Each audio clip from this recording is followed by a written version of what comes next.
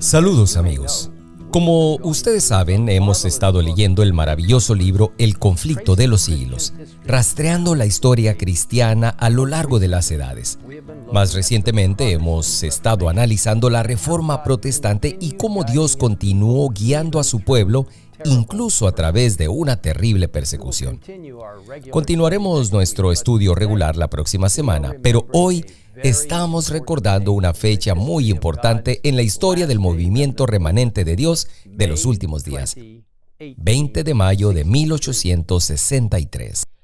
Leemos en la página 343 de El conflicto de los siglos que la obra de Dios en la tierra presenta siglo tras siglo sorprendente analogía en cada gran movimiento de reforma o religioso. Los movimientos importantes de Ogaño concuerdan con los de antaño y la experiencia de la Iglesia en tiempos que fueron encierra lecciones de gran valor para los nuestros. Ninguna verdad se enseña en la Biblia con mayor claridad que aquella de que por medio de su Santo Espíritu, Dios dirige especialmente a sus siervos en la tierra en los grandes movimientos en pro del adelanto de la obra de salvación. Guillermo Miller, de quien hablaremos más en las próximas semanas, fue un agricultor estadounidense muy respetado que vivió en el noreste de los Estados Unidos a mediados del siglo XIX. En un momento dudó de la autoridad divina de las Escrituras, pero después de varios años de incredulidad comenzó a sentirse desesperado. Sin embargo, Dios no se había olvidado de este hombre honesto y gentilmente le abrió los ojos a la verdad de su palabra. Miller comenzó a estudiar la Biblia fervientemente, versículo por versículo, utilizando únicamente una concordancia como guía. Mientras estudiaba en oración, experimentó la verdad que se encuentra en el Salmo 119, versículo 130. La exposición de tus palabras alumbra, hace entender a los simples. Mientras estudiaba el libro de Daniel, Miller llegó a ese versículo clave. Y él dijo, hasta 2300 tardes y mañanas, luego el santuario será purificado. Después de estudiar este pasaje por algún tiempo, concluyó que el regreso de Jesús era inminente. Miller se convirtió en un destacado líder en lo que se conoció como el segundo gran despertar. Miles de personas en los Estados Unidos y más allá estaban convencidas de que Jesús vendría pronto. Con base en las profecías de Daniel, finalmente se determinó que Jesús regresaría el 22 de octubre de 1844. Esperaron ansiosamente que apareciera su Señor, pero cuando el reloj marcó la medianoche al final de ese fatídico día, su tristeza no conoció límites. Lloraron y lloraron hasta el amanecer. Esta experiencia fue predicha en el libro de Apocalipsis, donde una voz del cielo le dice al apóstol Juan: la voz que oí del cielo habló otra vez conmigo y dijo: ve y toma el librito que está abierto en la mano del ángel que está en pie sobre la mar y sobre la tierra. Cuando Juan pide el librito, el ángel le dice: toma y cómelo, y te amargará el vientre, pero en tu boca será dulce como la miel. Juan siguió las instrucciones y descubrió que era tal como el ángel le había dicho. Entonces se le dijo: es necesario que profetices otra vez sobre muchos pueblos, naciones, lenguas y reyes. Esta profecía describe perfectamente la experiencia de los milleritas, mientras que muchos creyentes se apartaron después de una experiencia tan amarga. Un grupo más pequeño continuó estudiando la Biblia, convencidos de que el error no estaba en la palabra de Dios, sino en su interpretación de la misma. A través de un estudio cuidadoso, comparando escritura con escritura, se dieron cuenta de que en ninguna parte la Biblia llamaba a la tierra el santuario. Un concepto erróneo común en esos días que conduce a la suposición de que la purificación del santuario debe estar refiriéndose a la tierra. A medida que este pequeño grupo de creyentes continuaba estudiando la palabra de Dios, se dieron cuenta de que el santuario al que se hace referencia en el libro de Daniel era mucho más grande que cualquier cosa aquí en la tierra. Era el santuario en el cielo, del cual el santuario israelita en la tierra era simplemente un tipo. El estudio del santuario es un tema importante que discutiremos en videos próximos. Pero por ahora notaremos que esta comprensión de la profecía bíblica fue el comienzo de un movimiento profético del tiempo del fin que condujo a un estudio bíblico más y más profundo. A fines de 1848, este grupo de creyentes había formado los conceptos básicos de una serie de enseñanzas bíblicas muy importantes, incluido el sábado del séptimo día, el ministerio doble de Cristo en el santuario celestial, el estado de los muertos, el don del espíritu de profecía, un entendimiento de los mensajes de los tres ángeles de Apocalipsis 14 y la segunda venida de Cristo.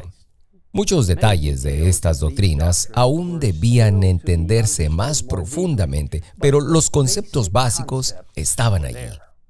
El pequeño grupo de creyentes creció rápidamente y durante los siguientes años desarrolló un ministerio de publicaciones, produciendo revistas, tratados, libros y más. Además, a medida que crecía el número de adventistas observadores del sábado, se construyeron iglesias en numerosos lugares. Para 1854, Ellen G. White, a quien los adventistas del séptimo día creen que recibió el don profético, comenzó a pedir que el movimiento se estableciera en el orden del Evangelio. Se le había instruido en visión que el orden en la iglesia debería reflejar el orden del cielo y de la iglesia del Nuevo Testamento. Al inicio hubo cierta resistencia a organizarse como organismo oficial, ya que algunos temían que si se organizaba, la iglesia se convertiría en Babilonia. Pero la necesidad de organización se hacía más evidente. Proporcionaría alguna forma de aprobación y apoyo formal para aquellos en el ministerio y una forma de reconocer a los miembros. También era necesario que hubiera una disposición legal para la tenencia de propiedades como la imprenta y los edificios de las iglesias. Por fin, se dio un paso importante en el otoño de 1860, cuando se votó oficialmente el nombre Adventista del Séptimo Día en una conferencia especial celebrada en Battle Creek, Michigan. La primavera siguiente se incorporó legalmente la Asociación de Publicaciones Adventistas del Séptimo Día. En abril de 1861 se dieron más pasos durante una reunión en Battle Creek, donde se decidió formar conferencias estatales y una conferencia o asociación general. Varios meses después, las iglesias del estado de Michigan se unieron para formar la primera conferencia estatal.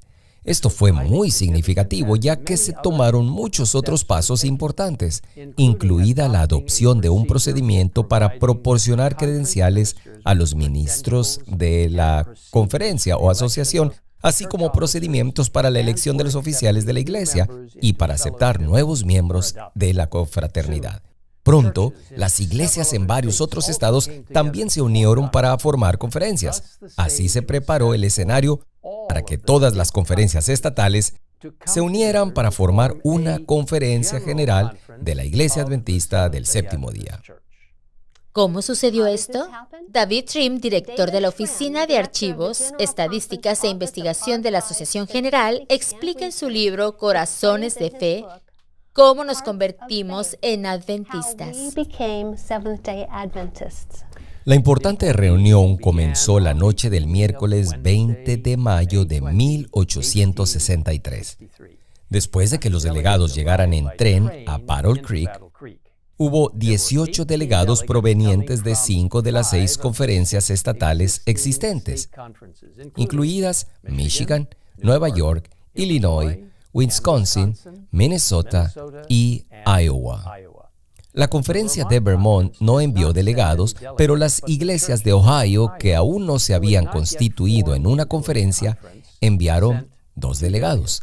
Además, hubo muchos observadores interesados, incluida Elena de White. La primera acción de los delegados fue elegir un presidente y un secretario temporales. El presidente era Jotham Aldrich, que tenía 35 años y se había convertido apenas 3 años antes. Uriah Smith tenía 31 años y fue elegido secretario. Curiosamente, él no era un delegado. Luego, el grupo cantó En tu nombre comenzamos, del himnario que Jaime White publicó 2 años antes. Los delegados presentaron sus credenciales para su verificación y se levantó la sesión hasta la mañana siguiente.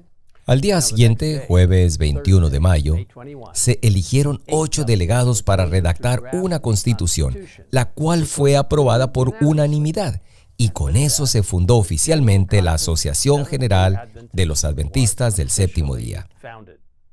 Esto proporcionó una estructura permanente con campos locales y sesiones anuales.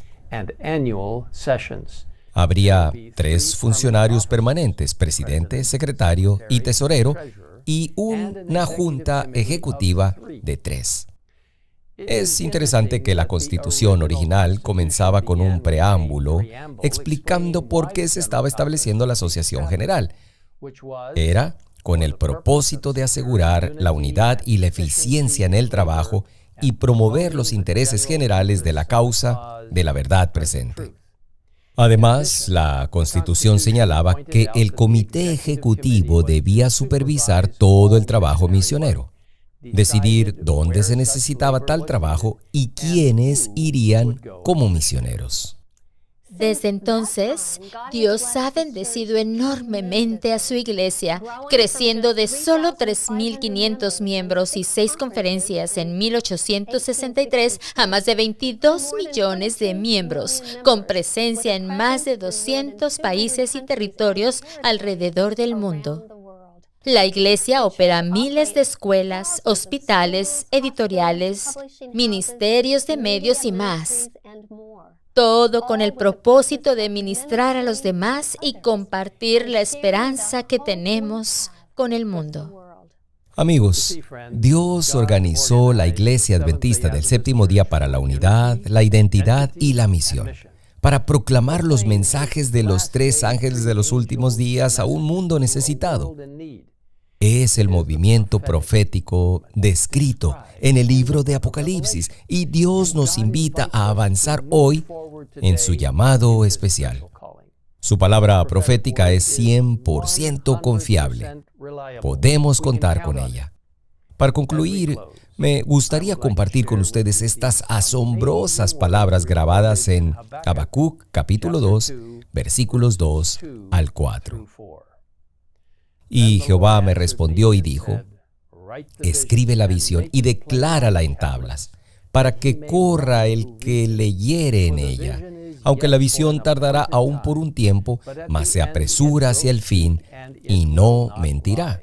Aunque tardare, espéralo, porque sin duda vendrá, no tardará. He aquí que aquel cuya alma no es recta se enorgullece, mas el justo por su fe vivirá. Oremos juntos ahora mismo. Padre Celestial, gracias por liderar tu movimiento a lo largo de las décadas, sí, incluso de los siglos, desde el principio de los tiempos. Gracias por tener un pueblo a lo largo de la historia que se adhirió a los mandamientos de Dios y a los principios del cielo mismo. Gracias por la historia reciente de establecer un movimiento poderoso y un movimiento de advenimiento que llevará la proclamación final de los mensajes de los 3 ángeles de Apocalipsis 14 al mundo y preparará a las personas mediante el poder del Espíritu Santo para la pronta venida de Jesús. Gracias por estar con nosotros y por guiar a tu pueblo. Bendícenos ahora, mientras verdaderamente te miramos a ti, aquel que puede ayudarnos a vivir verdaderamente por fe, completamente en ti y por la gracia de Jesucristo. Todo esto te lo pedimos en el nombre de Cristo. Amén. Amen.